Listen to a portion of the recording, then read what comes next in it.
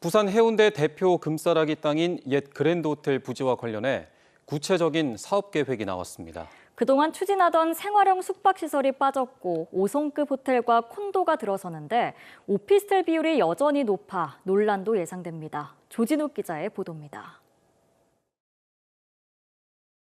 부산 해운대 바닷가 코앞에 자리 잡은 옛 그랜드 호텔 부지입니다. 부산 대표 금싸라기 땅으로 4년 전 부동산 전문업체인 MDN플러스가 2,400억 원에 사들였습니다. 그동안 오피스텔과 생활형 숙박시설 등이 거론됐지만 주거 비율이 높다는 비판을 받았습니다. 사업자는 올해 초 부지와 붙어있던 이 호텔까지 사들였습니다. 그리고 지난달 호텔을 포함한 새로운 사업 계획안을 부산시에 접수하면서 본격적인 인허가 절차가 시작됐습니다. 최대 높이 171m, 지상 49층 규모의 건물이 핵심으로 들어서고 그보다 낮은 오피스텔 3개동이 지어집니다. 300실 규모의 고급 호텔이 들어서고 주거 논란을 빚던 생활형 숙박시설은 고급 콘도로 바뀌었습니다. 유럽의 유명 건축사가 설계를 맡았고 국내외 유명 5성급 호텔 운영사와 협의를 하고 있습니다. 장기적으로 방치되어 있는 부지에 대한 개발은 반드시 필요하다. 새로 개발되는 것도 이런 어떤 랜드마크화 되면서 또 해운대의 상권이라든지 이미지 이런 것들을 조금 더 개선시키고 발전시킬 수 있는 그런 계기가 되면 좋겠습니다. 추정되는 사업비는 1조 원 수준. 하지만 주거도 가능한 오피스텔 비율이 여전히 절반을 넘기면서 일대 교통난과 해안가 난개발 논란은 피하기 힘들어 보입니다. KNN 조진욱입니다. 부산 금정구청장 보궐선거 투표가 조금 전 끝났습니다. 이번 선거는 구청장 한 명을 뽑는 선거가 아닌 양당 대표의 대리전 성격이 강해 향후 전국 주도권을 누가 쥘 수 있을지 관심이 모아지고 있는데요. 개표소에 취재 기자가 나가 있습니다. 김민욱 기자, 개표가 시작됐습니까? 네, 저는 지금 부산 금정구 스포원에 마련된 개표소에 나와 있습니다. 조금 전 저녁 8시 투표가 끝나면서 투표함들이 속속 이곳 개표소로 도착하고 있는데요. 조금 전 저녁 8시 기준 최종 투표율은 47.2%로 집계됐습니다. 2년 전 제8대 지방선거 금정구 투표율은 51.3%, 2021년 부산시장 보궐선거에서 금정구 투표율은 54.5%를 기록했습니다.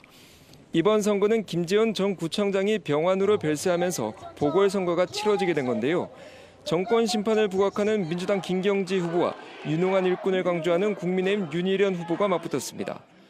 보궐을 제외한 8번의 금정구청장 선거에서 보수 계열은 박근혜 전 대통령 탄핵 뒤 치러진 2018년 7대 때를 제외하고 모두 싹쓸이 했습니다.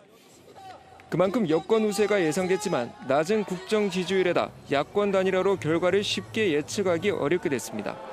구청장 한 명을 뽑는 선거이다 보니 관심도가 낮았지만 당대표들이 잇따라 부산을 찾으면서 전국적인 관심지로 떠올랐습니다. 이재명 민주당 대표는 연임 뒤 첫 선거이고 한동훈 국민의힘 대표도 당대표가 된 뒤 첫 선거인 만큼 양당 대표의 대리전 성격이 짙어진 겁니다. 이번 선거 결과에 따라 전국 주도권은 물론 2년 뒤 지방선거에 이어 3년 뒤 대통령 선거까지 가늠해 볼 수 있다는 점에서 투표 결과에 관심이 쏠립니다. 지금까지 개표소에서 KNN 김민욱입니다. 올여름 폭염과 폭우가 반복되면서 수확기 과수농가에서는 폭염 피해와 함께 이례적으로 탄저병까지 유행하고 있습니다. 수확하는 과일보다 버리는 게 더 많다는 말이 나올 정도인데요. 갈수록 심해지는 농업 재난 현장을 이태훈 기자가 현장 취재했습니다. 경남 진주의 단감 농가, 수확을 앞둔 단감에 검은 반점이 생겼습니다. 바로 탄저병입니다. 과수의 절반 정도에서 탄저병이 나타나고 있습니다. 탄저병은 전염성도 강해 감염된 감들은 따서 폐기해야 합니다. 먼저 익었던 감을 수확해서 출하를 해야 되는 시기인데 매일 그냥 눈 뜨자마자 그 탄저병이 걸린 감을 이렇게 떼내고 있습니다. 10월 수확철에 탄저병이 유행하는 것은 매우 이례적입니다. 지난달까지 폭우와 폭염 등 고온 다습한 기후가 이어졌기 때문입니다. 보시는 것처럼 탄저병에 걸린 감을 다 떼어내면서 나뭇가지에 달린 감이 하나도 없습니다. 특히 탄저병은 보험 특약 가입도 안 됩니다. 정말로 이 보험에 대한 합리성을 만들어서 지혜를 정부에서 인정해 줘야 된다고 저는 그렇게 생각합니다. 진주와 하동 지역 배농가에서는 폭염에 가수가 익어버리는 일소 피해가 심한 상황입니다. 일소 피해를 입은 배들은 선별장 밖으로 꺼내놓았고 결국 폐기해야 합니다. 이런 현상이 나타나질 않았거든요. 막상 그 봉기를 벗기다 보니까 거의 한 10개 중에 4개에서 7개 황당했습니다. 배농가에서는 일소 피해가 처음이다 보니 보험 가입도 안 돼 있습니다. 일소 피해로 인해 수출 계약 물량도 부족한 상황입니다. 갈수록 심해지는 농업 재난에 농민들의 한숨 소리가 깊어지고 있습니다. KNN 이태훈입니다. 부산시가 UN 기념공원 인근의 부산문화회관 입구를 접근성 좋게 개선해 주변을 활성화하는 사업을 추진합니다. UN 공원 일대 개발의 구심점이 될 핵심 사업으로 꼽히는데요. 하지만 UN의 동의를 얻어야 하는 관문이 아직 남아있어 사업이 본격 추진될지는 미지수입니다. 황보람 기자입니다. 세계 유일의 UN 기념묘지가 있는 부산 UN 기념공원입니다. 부산시는 이 일대를 활성화하기 위한 12개 세부 사업을 추진하고 있습니다. 이 가운데 부산 문화회관과 유엔공원 사이를 관통하는 도로를 지하화하는 사업이 핵심입니다. 문화회관 입구를 정면으로 만들면서 지상에 주차장 등이 포함된 새 건물을 지어 유엔공원 접근성을 높인다는 계획입니다. 인근 터널 철거와 공사기간 우회도로 개설 등 관련 용역도 지난달부터 시작됐습니다. 현재 이제 생태 터널로 인해서 정면화도 좀 부족하고요. 터널을 철거하고 그 도로의 기능을 지하로 내리면서 그 상부는 하나의 이제 공원으로 조성될 수. 이번 사업 추진의 핵심 관건은 바로 유엔의 동의를 얻는 겁니다.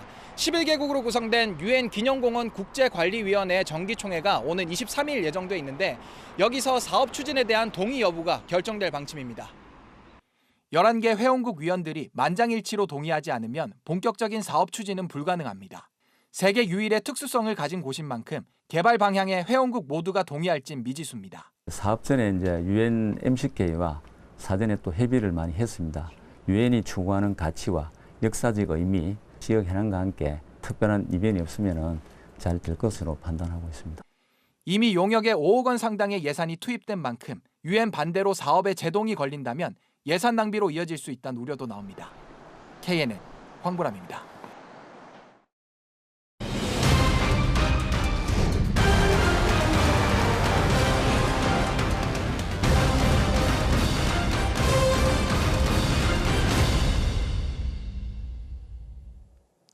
낙동강 외에 안전한 다른 식수원을 확보해야 한다는 건 부산 경남 30년의 수건인데요.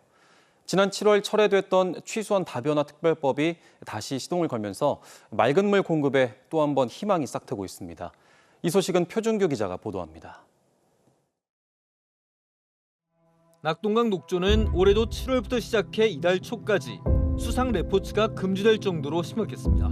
다른 식수원이 없는 부산과 동부 경남 지역에 1년 내내 사급수, 여름철 독성 녹조는 피할 수 없는 덫입니다. 때문에 지난 7월 국회에서 낙동강 유역 취수원 다변화 특별법이 발의됐지만 불과 일주일 만에 철회했습니다. 지난달 똑같은 이름으로 윤재욱 의원이 다시 발의했지만 이번 법안은 대구 경북의 안동댐 물공급이 핵심입니다. 같은 낙동강 특별법인데도 부산 경남은 상대적으로 실익이 적은 셈입니다. 때문에 아예 이번 TK 법안 추진에 부산 경남 특별법도 함께 얹어서 풀어보자는 움직임이 나타나고 있습니다. 부산 경남 취수원을 담은 법안을 따로 발의한 뒤 두 개를 하나로 합쳐 영남권 특별법으로 힘을 모으자는 것입니다.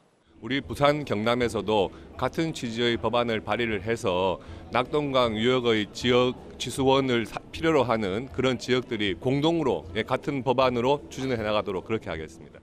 여기에 상공계 등 민간의 지원 사격으로 여론도 다독이겠다는 전략입니다. 부산시에서도 앞장서서 노력하고 있는 것은 사실이고 우리 25대 상공회의소에서도 정말 민간과의 어떤 교류를 통해서 정말 맑은 물이 부산에 확보될 수 있도록 지금 최선의 노력을 다하고 있습니다. 이미 강변 요과수 등 맑은 물 공급 사업의 틀은 잡힌 만큼 특별법만 통과되면 진행은 금방 가속도가 붙을 전망입니다. 하지만 대구 경북의 특별법 발의에도 이미 거창과 합천, 창녕 등의 지역단체에서 공개적으로 반발하고 있어 영남권 차원의 특별법 제정 역시 그리 순탄치는 않을 것으로 우려됩니다. KNN 표준규입니다. 세계적인 건축가들의 디자인을 담은 부산시 특별건축구역 활성화 시범사업 후보지 5곳의 설계안이 일반에 공개됩니다.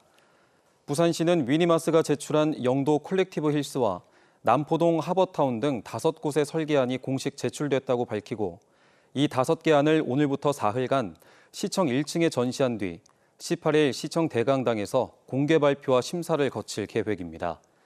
심사 결과는 오는 22일 홈페이지를 통해 발표될 예정입니다.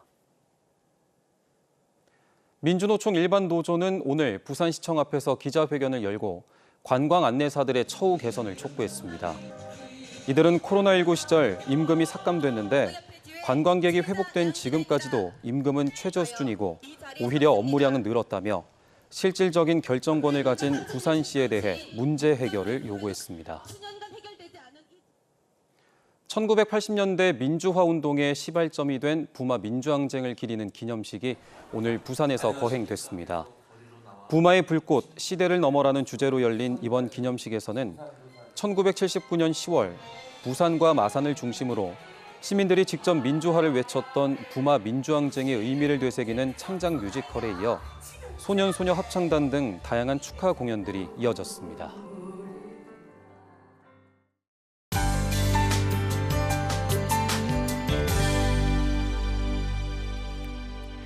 연일 평년보다 포근한 날이 이어지고 있습니다. 내일도 따스한 가을볕이 내리쬐면서 낮 기온이 빠르게 오르겠는데요.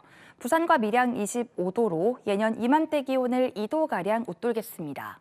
다만 해가 지면 금세 쌀쌀해진다는 점 염두에 두시고 옷차림해 주셔야겠습니다. 이렇게 일교차가 크게 벌어지면서 내륙을 중심으로는 안개가 만들어지고 있습니다. 내일 출근길에도 경남 서부 내륙 지역은 시야가 200m 미만으로 무척 답답하겠고요. 또 안개가 심한 곳은 이슬비가 내리기도 하겠습니다. 내일 전국 하늘에 가끔 구름만 지나겠고 제주도는 대체로 흐리다가 밤부터 비가 오겠습니다. 내일 아침 기온은 오늘과 비슷하거나 조금 낮겠습니다. 진주와 합천이 14도 선에서 출발하고요. 낮이 되면 24도까지 올라서 오늘보다 낮겠습니다. 창원의 아침 기온은 17도 선에서 시작해 낮이 되면 창원과 거제 24도까지 오르겠습니다. 내일 아침 부산은 19도, 양산 17도를 보이겠고요. 부산권 한낮 기온 모두 25도가 예상됩니다. 바다의 물결은 동해 먼해상에서 최고 3m로 높게 일겠습니다. 또 해안가에서는 강한 너울과 저지대 침수에 주의하셔야겠습니다. 금요일과 토요일에는 전국에 비가 내리겠고요. 비가 그치면 기온이 떨어지기 시작해서 일요일 아침에는 부쩍 쌀쌀해지겠습니다. 날씨였습니다.